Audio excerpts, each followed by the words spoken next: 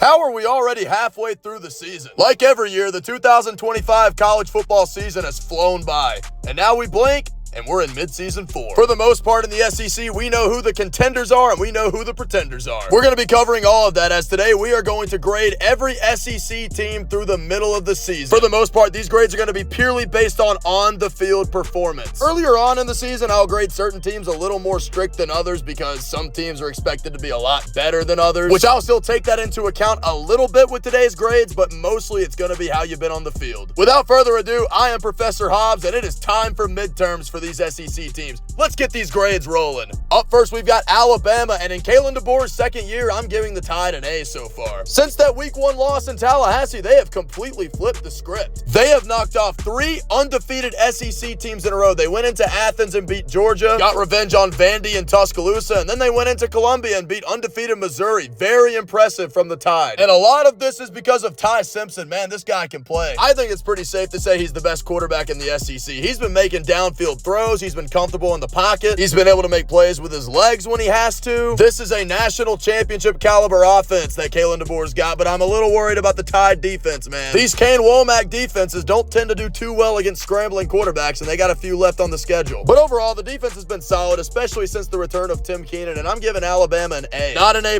because of the loss to Florida State. Next up, we've got Arkansas. They're getting a D+, and they have cleaned house, man. Head coach Sam Pittman and D coordinator Travis Williams fired through 4 weeks. The firing of Pittman did draw some mixed reactions. Some people wanted him, some people wanted him gone. But I guess the people in charge knew something that the others didn't. They decided Pittman was not the guy. I will say, though, the firing of Williams had to be warranted. This Arkansas defense has been terrible. Absolute Swiss cheese. The offense, on the other hand, I don't know if this name will ring a bell, but the offensive coordinator now promoted to interim head coach. The man, the myth, the legend himself, Bobby Petrino, is currently at the helm for the Razorbacks for the time being. And I gotta say, the offense has been performing pretty well. Taylon Green, very explosive quarterback. But the defense is not cutting him any breaks, and the offense didn't show up in the second half against Memphis. They choked that game. So for all of that combined, Arkansas gets a D+.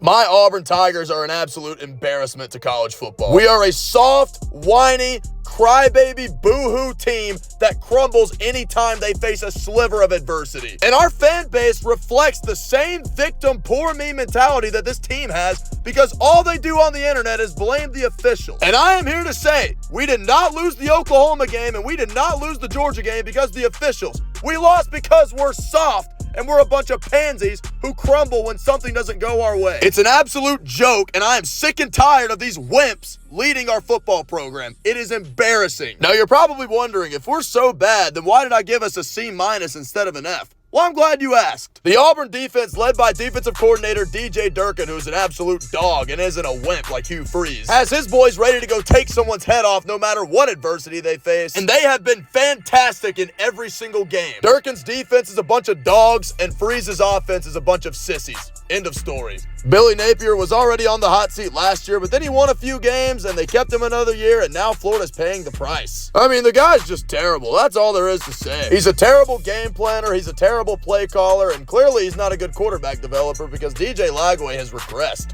tremendously. I get they have a tough schedule, but a lot of these losses have not looked good. However, in true Billy Napier fashion, Florida did get one good win this year. They did beat Texas at home, but then the next week they give up 34 to Texas A&M. Billy Napier is just not an SEC-level coach, and he's probably going to get fired this weekend. Up next, we've got Georgia, and a pretty solid first half of the season for Georgia, but guess what?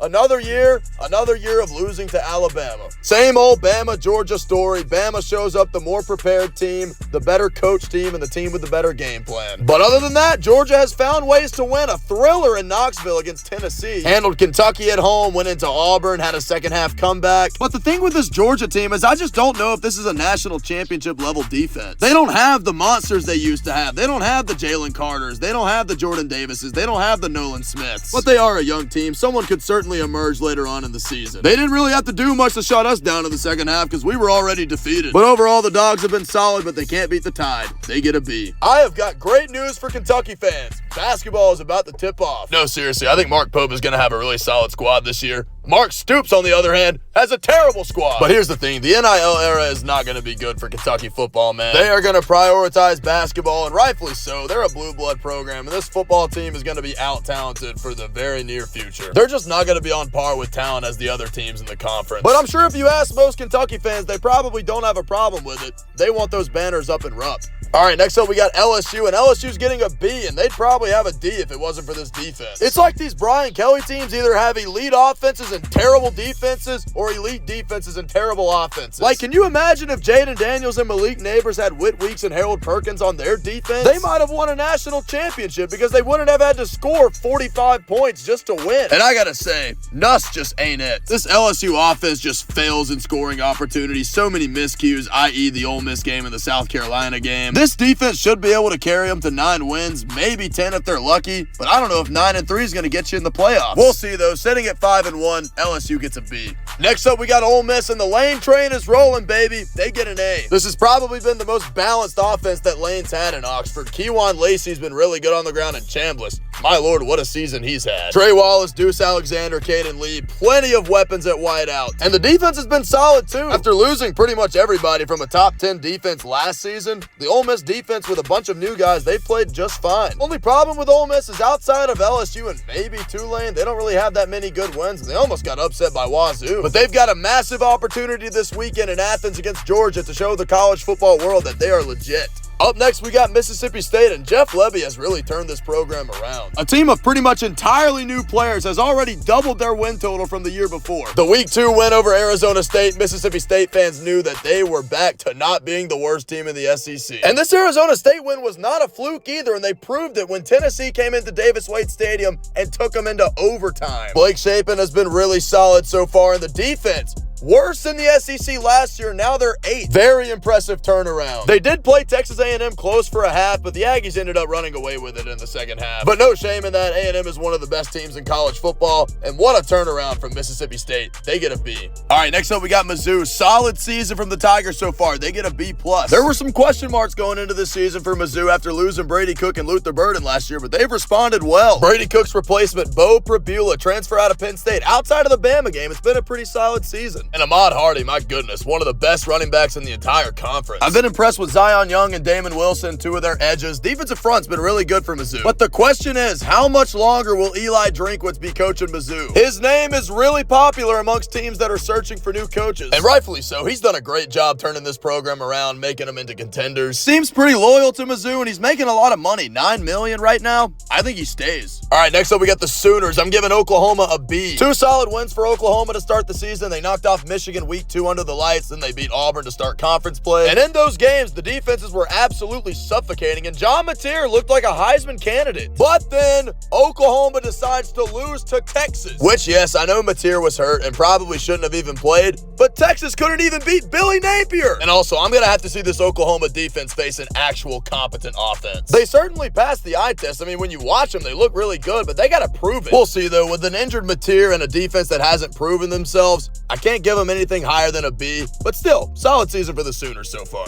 All right, next up we got South Carolina, and I am very disappointed in the Gamecocks this year. What made this team so great last year, which was the trenches, both sides, have been absolutely terrible. Lenora Sellers has gotten sacked 19 times, and that's not all his fault, but a lot of it is. I feel like Sellers is holding the ball too long. Now, I'm being a little generous with this grade because I know South Carolina lost a lot on the offensive and defensive line, but these dudes have no good wins so far. I mean, they beat Virginia Tech, who literally fired their coach 2 weeks later, and they beat Kentucky, the worst team in the SEC. I know we talked a lot about coaches that have gotten fired or are about to get fired. You might want to add Beamer to that list. Next up, we've got Tennessee, and unfortunately for the Vols, we are not only grading offense. This is a team grade, and they get a B+. But we are certainly going to talk about this offense, the #1 offense in all of college football. The Vols rank #1 in all of college football in points per game, #1 in the SEC in passing yards, #3 in rushing yards. I mean, Joey Aguilar has been fantastic. But I think the most impressive stat of all is that Tennessee leads the conference in fewest sacks allowed. They've only given up 4 sacks this year. But we got to talk about this defense, man. They've gotten dialed by literally every single team they've played. The only thing I'll give them credit for is that they're pretty good at forcing turnovers, but my gosh, they just get torched. They're probably going to need to force at least 2 if they want to beat Alabama this weekend. The Longhorns, man, if it wasn't for this past weekend beating Oklahoma, they would probably have an F given their preseason expectations. Just a nightmare start to the season for Arch Manning. He goes into Columbus the first week, and that's a tough game against Ohio State, doesn't play his best, plays a few cupcake games, gets his confidence back up, and then he goes into the swamp and loses to a Billy Napier Florida team. I mean, he just looked absolutely horrific on that final drive, but then the next week, he beats Oklahoma, one of the best defenses in the country. Just such a roller coaster season for Texas so far. Their defense has been stout all year, really good, but then they give up 29 to Billy Napier in Florida. It's like, come on, man, what are we doing? Really interested to see what Texas does the rest of the year, though. Maybe the Oklahoma game turned around their season. Texas A&M, wow, what a season it's been so far. They get an A. They're currently sitting at 6-0. They may or may not beat the 8-4 stereotype. They're just a bunch of dogs, man. The Aggies have winning in their DNA. Week 2, they go into South Bend and beat a team that was in the national championship last year and really have not looked back ever since. Marcel Reed's been playing at a high level, and this offensive line has been really good. They rank 2nd in the country in tackles for losses given up. And Mike Elko runs the damn ball. The Aggies average almost 200 yards a game on the ground. And this Texas A&M front 7, man, they are dangerous. Led by Cassius Howell, one of the best edges in all of college football, Texas A&M ranks 5th nationally in sacks, 8th in tackles for loss. This team is very, very dangerous. Last up, we've got Vanderbilt, and the Commodores continue to impress and overachieve. They get an A-. This team just plays with a chip on their shoulder every single time they take the field. Vanderbilt as a program has been the underdog in the SEC for as long as we can remember, but this team goes into every game believing that they are the better team, and sometimes, and a lot of times, it shows. Diego Pavia has been playing at a high level, and Vanderbilt as a team against FBS opponents has a plus 101 point differential. And they almost went into Tuscaloosa and made it 2 in a row against the Tide, but they couldn't get it done in the 4th quarter. Nonetheless, very impressive first half of the season for Vanderbilt. They get an A-. That's going to do it for this one. Mid-season SEC grades. It's been a fun season. We're in for a really good second half of the season. I can't wait. Be sure to like and subscribe if you enjoyed. Leave a comment. Tell me how you think your team has done so far this season. Probably better than mine, so congrats in advance. But that's going to do it for today. Thank you guys for tuning in, and I will see you all in the next video.